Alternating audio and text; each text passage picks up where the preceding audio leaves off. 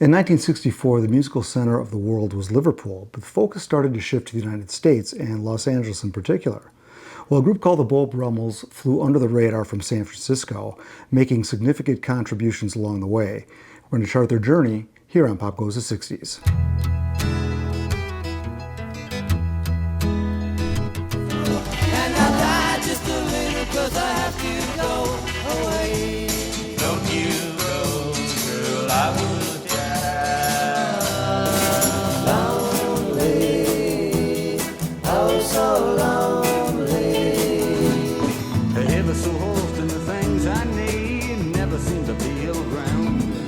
Magic, sad little girl walking by the sea.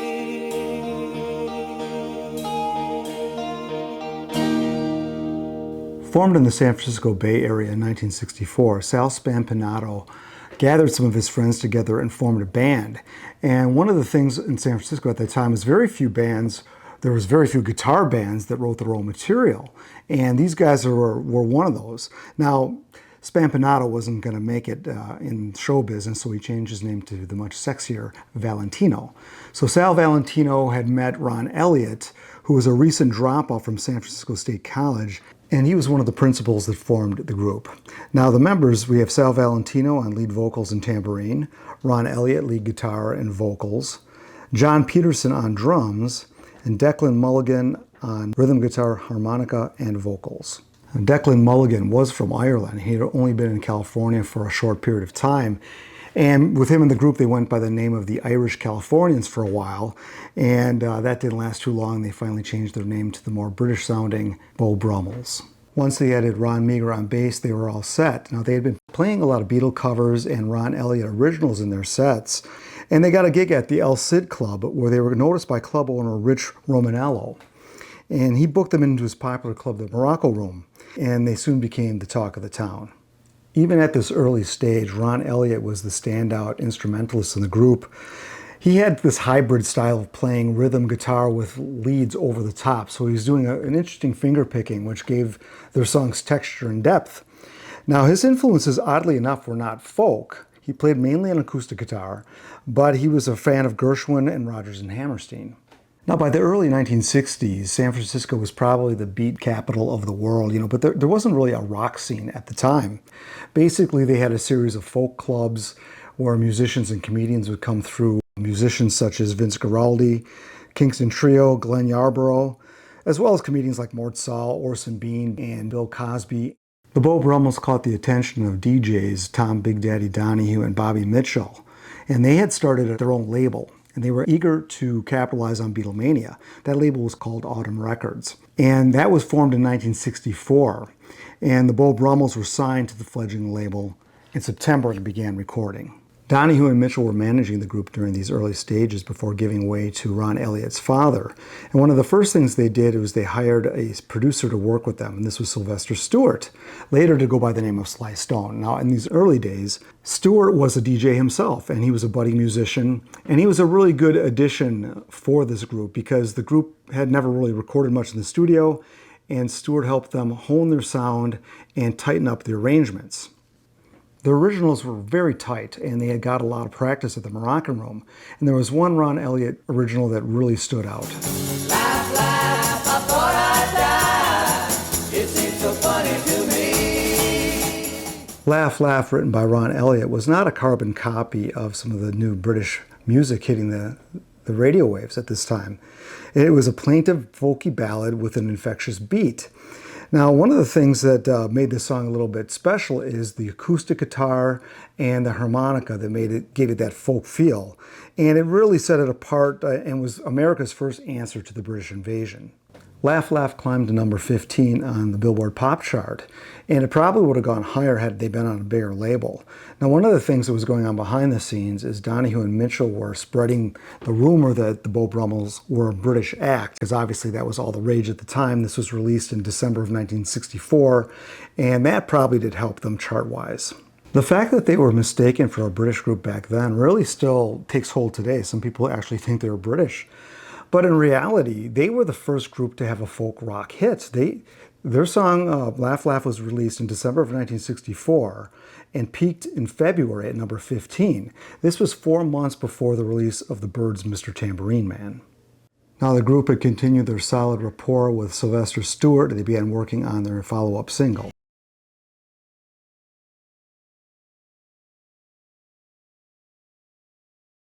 Just a Little was written by Ron Elliot and his occasional writing partner, Bob Duran, and this got to number 8, so this was even a bigger hit than Laugh Laugh.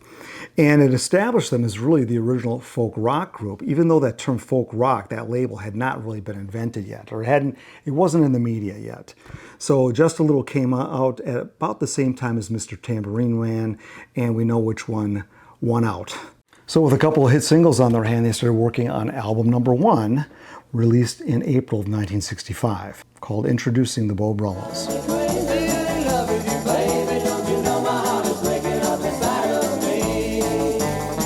I can't go on this way forever. You know how, just don't thrill. If you slip, you better know. I would be more than happy. Our love is more than. Now, I Would Be More Than Happy is pretty Beatley, and most of this album are kind of formulaic rock songs. So they got the good folk rock songs done on the singles, and those couple I just played are pretty good. So this album came out, and you see the Golden Gate Bridge in the background there. So very nice photograph, and nice entry for Autumn Records. And most of the songs are written by the group. That's probably the more important thing than the songs themselves. With the success of those 2 singles, the album charted very high at number 24. And this also got them some interesting offers from television, namely playing themselves, well, sort of, and billed as the Beau Brummel Stones on the Flintstones. Imagine, Wilma, the Beau Brummel Stones in person!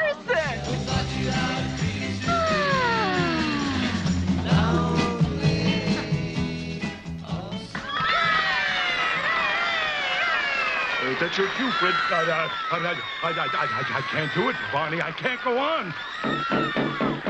Where's Flintstone? It's his cue. Get him out here. Appearances on shows like Shindig and Hullabaloo were common, and they also appeared in the film Wild Wild Winter, where they sang Just Wait and See. You'll come and tell me one day, wait and see, wait and see, wait and see. Now, Just Wait and See is on the first album and also on the soundtrack of the same name, Wild Wild Winter, which also features the astronauts Dick and Dee Dee. You know, the astronauts were kind of a surf band, I guess, but the biggest band on it were the Beau Brummels. So that song is on here. They also did another film which did not have a soundtrack, and that film was called Village of the Giants. And they were playing a song from the forthcoming album, When It Comes to Your Love. And when it comes to your love, I'm the pretty kind.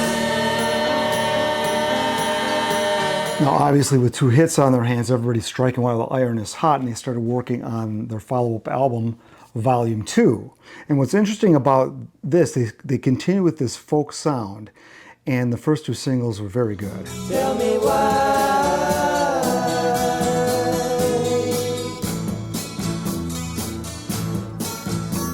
Follow your own beaten path. Wonder where you can be grasped. Both of those singles are excellent tracks, but they didn't chart nearly as high as the first 2 singles. You Tell Me Why charted at number 38, but did make it to number 8 in Canada, while Don't Talk to Strangers was number 52 in the States and number 16 in Canada. Now, these were great tracks, but, you know, obviously the Byrds had come out by this time, and Mr. Tambourine Man was all the rage. Folk rock was being thrown around. That was the new phrase in rock music. And the Beau Brummels were relegated to the back burner. You go and say goodbye and not come back to stay. Sometime at night, girl. Sometime at night I'll make the choice. This is true. These thoughts and my words are now yours. The album Volume 2 was quite a big jump in quality of their songwriting. And even though the Byrds were out and creating great cutting-edge music, there are 2 tracks on this album to put them right up there with the Byrds. Gone is the love that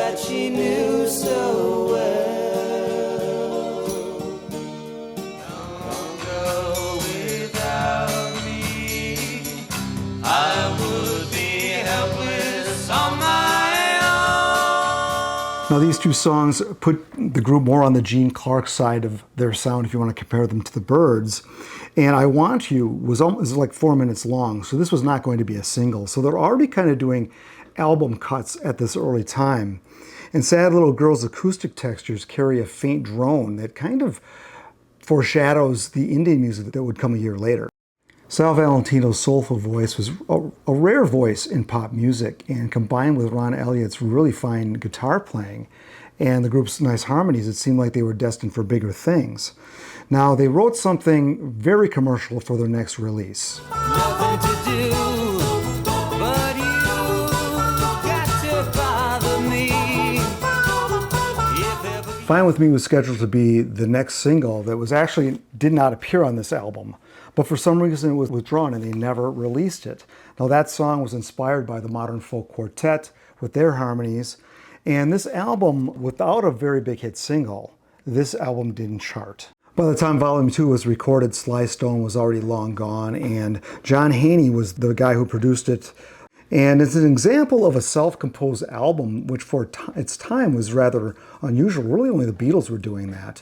And even the Byrds had several Dylan songs on their first couple albums. So the Beau Brummels stood apart from that. And these Ron Elliot songs that were brooding and forlorn kind of foreshadowed the San Francisco sound that was to come. Other problems started to rear their ugly head as Declan Mulligan was fired from the group. Some sources say that he quit, but it wasn't long after this period that he sued for wrongful firing and sued for a big sum of money. So that tells me he was fired. So that was a problem. His replacement would be crucial because Ron Elliot suffered from diabetes. And he had a couple seizures during this time, causing him to miss shows. So they weren't able to play live as much. So they needed a guy that could play his parts. Don Irving was brought in as Declan Mulligan's replacement, and he was chosen because he could replicate all of Ron Elliott's licks. Now, he was in a band called the Opposite Six with Bill Champlin and future members of the Sons of Champlin. And though Don joined as a full member, most of the photographs taken during this time were them as a four-piece. By early 1966, the group started working on what was to be their third album, and they recorded several excellent tracks. Now, the problem going on behind the scenes was that Tom Donahue and Bobby Mitchell were spending a lot of money at the track, and they seemed to be more interested in doing that than running a record company. And it seemed to be a strange move when the group released this ill-conceived single. Yes, it's back on the radio. This Lovin' Spoonful track was poorly covered and the results were negative. And it sounds very passé to me. So it charted at number 97 on the US Billboard Pop chart, but it did chart high in Canada at number 13. Despite this, the group continued to work on their third album. just how happy can you be? Just how happy can you be? She sends me high. If money makes you be, what do you see in me? I live in misery with my prosperity, with not another. I am on the outside looking in. Though I'm strangled and entangled and captured in the dangling of your threads. Those tracks you just heard were from late '65, so that would have potentially been on this third album. And one song, Gentle Wandering Ways, featured Ron Elliot on vocals. Not the greatest singer, but that was actually contemplated as being a single.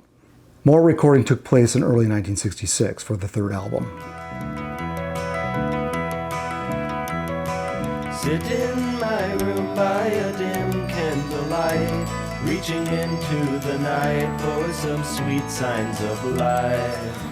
Words that I'm jumping, peering, glaring, sometimes staring on the road again. And that candlestick maker, he burns his light for me. That candlestick maker Puts what's beautiful to shame, and she ran. and she ran. Now, the second batch of songs was recorded in early 1966, and you can tell that they're much more sophisticated, and they're really working on their sound. Now, despite all the good quality work they were doing at this time, Autumn Records was in trouble, and Good Time Music, the single that tanked for them, was the last single released on Autumn Records. And Donahue and Mitchell sold the catalog and sold the group to Warner Brothers. Now, on paper, this might have looked good for the Beau Brummels. They'd be recording with a bigger label that could give them more attention. But what Donahue and Mitchell did, they sold the group to Warner Brothers, not the songs. So what happened was, Warner Brothers wasn't interested in doing those songs because they couldn't make any publishing on it. So all of those songs for the third album were scrapped, and they started over. And they had the Beau Brummels record a covers album. That Monday evening you would still be here with me. Now I need a place to hide away. Oh, I believe in yesterday. So don't play with me, 'cause you're playing with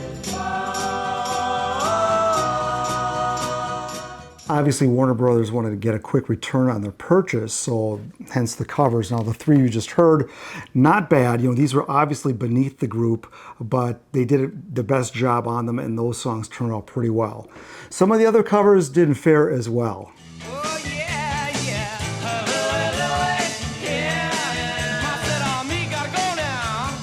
Mrs. Brown, you've got a lovely daughter. Now one of these days, these boots are gonna walk all over you. I would call those songs borderline laughable. And get this here. This is the album that came out, Beau Brummels '66, with the covers on it. Now, this did not chart, as you might imagine.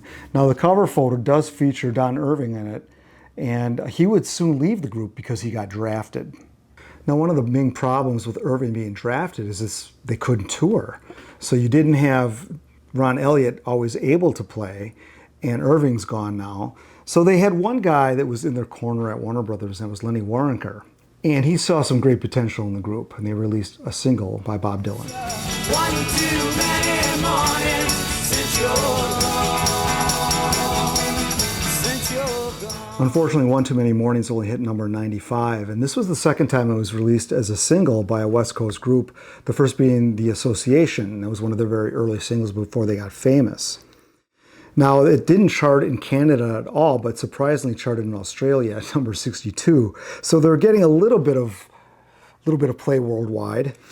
And the next single, an original by Sal, met at a similar fate. Here we are again. Here we are again. Here we are again. Long distance up. Billboard magazine predicted that song would hit the charts, but it missed entirely. So all these changes had the band taking stock in where their direction was going to be. Ron Elliot was starting to get more session work, so he's spending a lot of time in Los Angeles, so they shifted their base of operations there.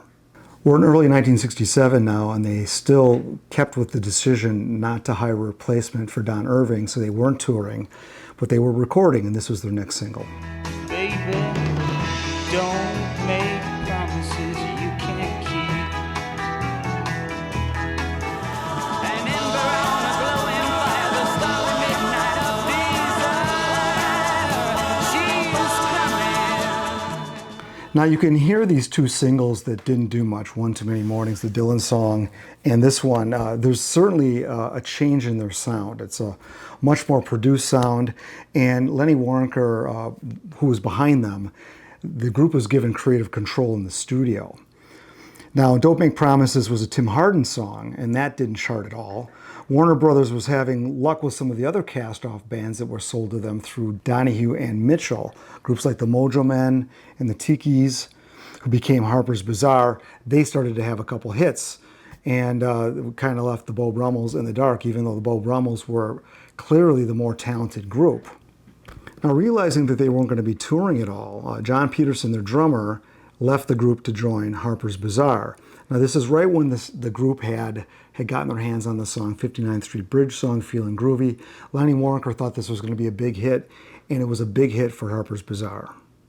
The loss of Peterson reduced the Beau Brummels down to a trio, and unfortunately all these other San Francisco bands were up and coming, and Jefferson Airplane, Moby Grape, Grateful Dead. But the lack of touring kind of took them out of that ballroom scene, and that hurt them quite a bit. Now a studio-only band like the Beatles, the group started to spread their wings under the production of Lenny Waronker, and the first single they did for these new sessions was Magic Hollow. Everything you touch is deemed magic. Magic Hollow is just a great song, early '67 single. It did not chart. The beautiful cellos, violins, accordion, harpsichord on there was played by Van Dyke Parks. It showed the direction for the new album. And even though it didn't chart, it looked brighter things were coming with their new direction. So writer Richie Unterberger called this album Triangle. Here it is right here. He called it mood music for deep forest walks and added that the lyrics are more abstract, containing Tolkien-esque fantasy elements. I think Unterberger nails it. The love of passion is to reel the rising sunstream is to feel the cleansing rain is to reveal the freshest hour. And the canvas is white of the painter of women.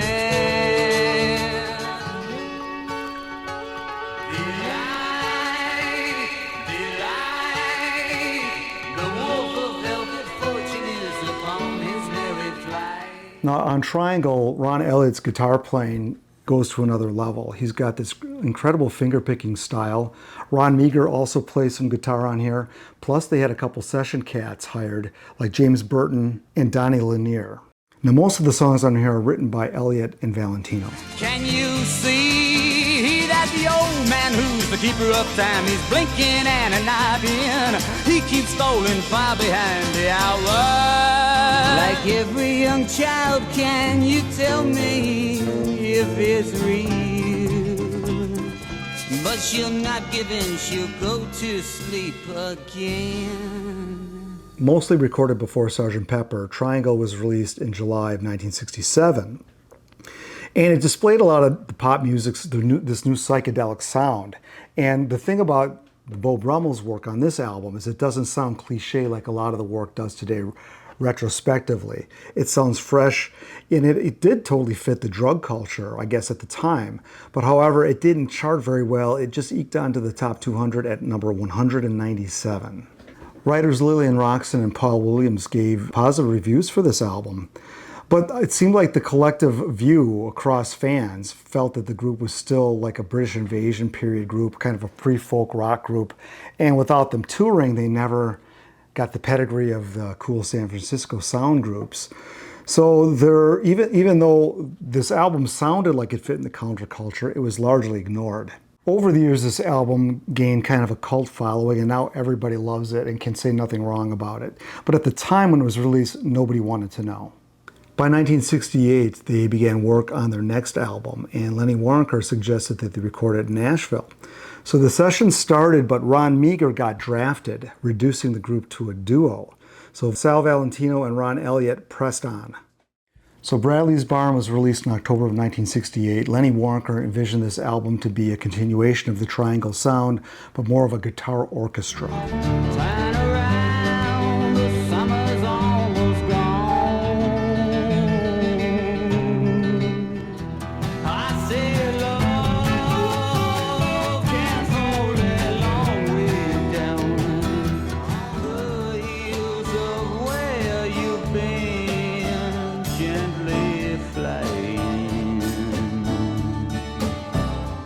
The album's country flavor was intended, but the focus was really on the intricate guitar work. Oh no, no, no, now Jessica, what have you done to me? I've got to be something inside of me, making it a lazy day, getting down under the height of me, coyote getting the other things. Bradley's Barn is often referred to as a folk country symphony, and part of that may be due to some of the players they had on. Jerry Reed was among the session players, Kenny Buttrey on drums, And I view this as more of a continuation of Triangle, but just with a bit of a Nashville sound. Now this album took a long time to come out. They were recording in early '68. It didn't come out until October, so there was always that argument as what country rock album came out first and blah, blah, blah. You had Safe at Home by the International Submarine Band coming out in March of '68. Music from Big Pink, July of '68. Sweetheart of the Rodeo by the Byrds, August of '68. And Bradley's Barn in October.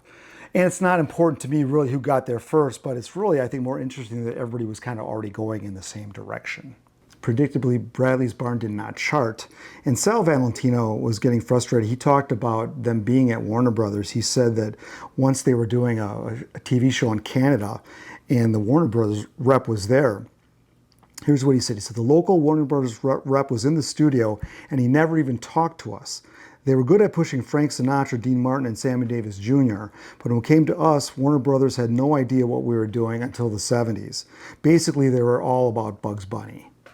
So Valentino was a little bit bitter about how they were treated there. Obviously, Waronker had their back. I mean, he gave them creative control, so musically they really, I think Warner Brothers did right by them, but perhaps they weren't pushing them. They really didn't do rock music very well in the 60s. Now, Cherokee Girl was released as a single. It didn't chart. And an album that came out around this time, a little bit after, is called Beau Brummels Volume 44. So this is just a collection of some tracks that had been unreleased, stuff in between the second and third album. It's got 12 tracks on it.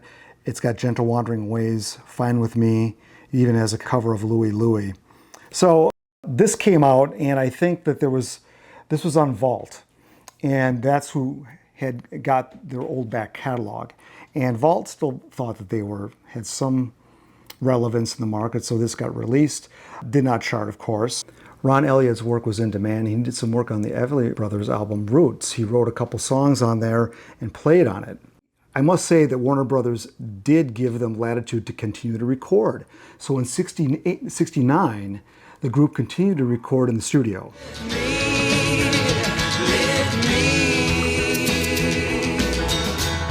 Elevators to the rear, lower level now is clear. I made a game for my lady, the good lady, the lad.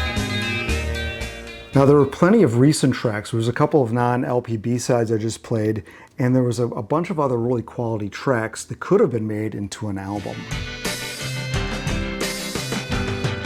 Stop loving me a little at a time, up, down, mud on my street, black road, heavy on the wind and rain and sky, and in springtime she gives them to me, tan oak tree.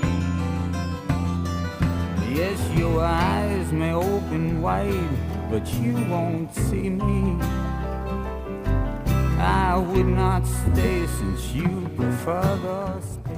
Now all these songs to me sound very strong, and we're no longer a pop group here. They're an album-oriented band, and even though they're just a duo, they're still creating great music. You got a great guitar player who's a fine songwriter, and you have a great voice in Sal Valentino. So as it turned out, Ron Elliot did release his own solo album in 1970 called Candlestick Maker.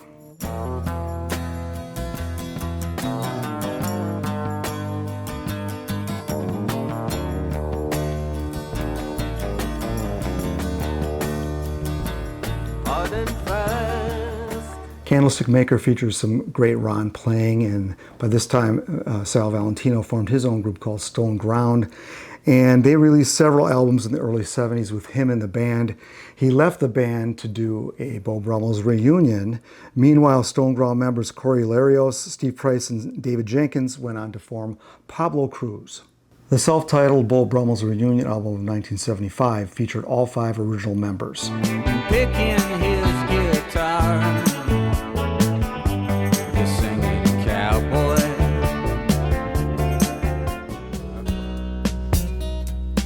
Years ago in San Francisco,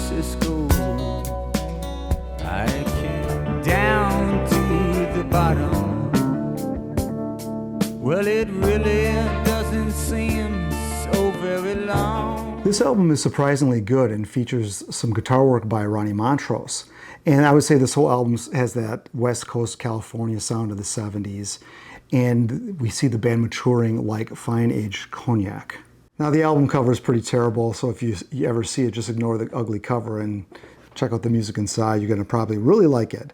As the first San Francisco band to make an impact, this group had a very solid catalog that ran parallel with groups like Jefferson Airplane, the Byrds, and the Buffalo Springfield.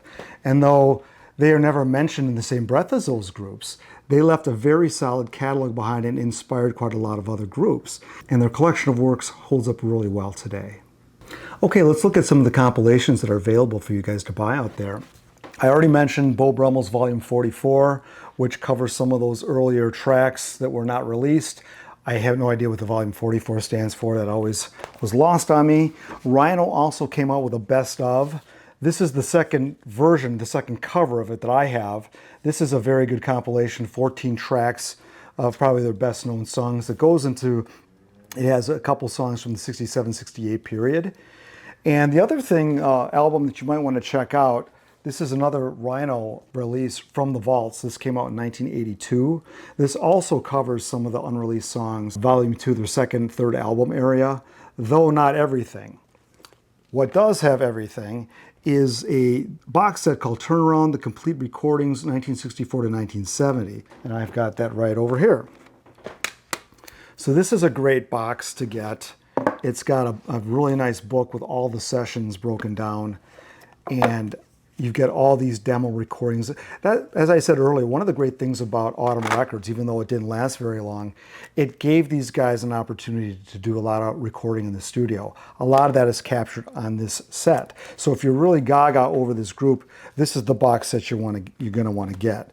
Now this is the best of, this is also Rhino, so hold on here. So yet another cover. No, it's about the same thing. So I bought the CD because it had more tracks. This has 18 tracks on it, as opposed to 14 on the album. So 60s music fans will really like the deep cuts that the Beau Brummels offer, I think, because it kind of spans that very early folk rock period into the psychedelic and even the little country era as well. So they offer a lot, and there's good deep cuts all along the way, even though they weren't having hit singles. So one of the things I like to do on this channel is to focus on the deep cuts, compile them for you so you guys can kind of see, oh yeah, I kind of like this stuff. So maybe you want to buy one of their albums or one of their compilations. I do believe their individual albums are available on CD. Some of them do have bonus cuts. But as I said, the thing that has basically everything is this box set. Oh wait, the one thing it doesn't have is the reunion album. So that, I guess, wasn't a part of this, but that you can get pretty cheap. That is my history on the Beau Brummels. Thank you so much for watching, and thank you for subscribing. I really appreciate that as well. You'll see more of my work on popgoesthe60s.com, where you can buy some merchandise, and I'll be back very soon with another band history here on Pop Goes the 60s.